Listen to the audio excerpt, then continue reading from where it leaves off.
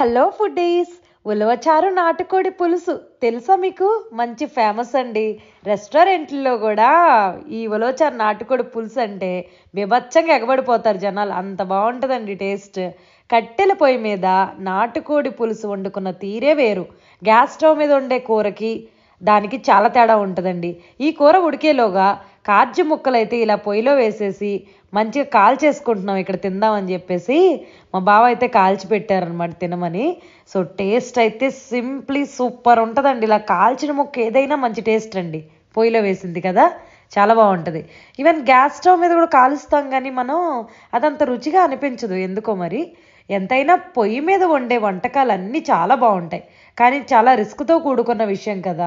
అంటే చాలాసేపు ఆ పొగ కూర్చోవాలి. బట్ ఫైనల్లీ పడిన కష్టం అంతా కూడా మనం మర్చిపోతూ ఉంటాం, ఎందుకంటే ఆ టేస్ట్ అంత బాగా వస్తుంది కాబట్టి. సో ఫైనల్గా మంచిగా ఈ ముక్క ఉడకాలి అంటే 3 గంటలు పట్టిందండి. పెట్టమాంసం అనమాట. మెత్తగా కొంచెం ముక్క ఉంటేనే తినగలం, కానీ మరి గట్టిగా ఉన్న పీక్కుంటూ ఏం తినగలం. సో కొంచెం మెత్తగా ఉడికిపోయింది అనమాట. ఫైనలీ లాస్ట్లో కొంచెం కొత్తిమీర వేస్తే కూర అసలు ఉందండి. ఉలవచారు నాటుకోడి పులుసు తప్పకుండా మీరు ట్రై చేయండి ఈసారి. చాలా టేస్ట్గా ఉంటుందండి. చాలామంది నాటుకోడి పులుసు వండుకుంటారు కానీ ఉలవచారు వేయరు. వేసి చూడండి ఒకసారి, మామూలుగా ఉండదు. ఆకాశంలో ఉన్న నక్షత్రాలన్నీ మీ ఒక్కరికే దొరికినంత ఆనందం వస్తుంది. ఒకసారి ట్రై చేయండి ఫ్రెండ్స్, ఓకేనా? అన్నట్టు మన ఛానల్ని సబ్స్క్రైబ్ చేసుకోండి. మరెన్నో వీడియోస్ అప్లోడ్ చేస్తాను.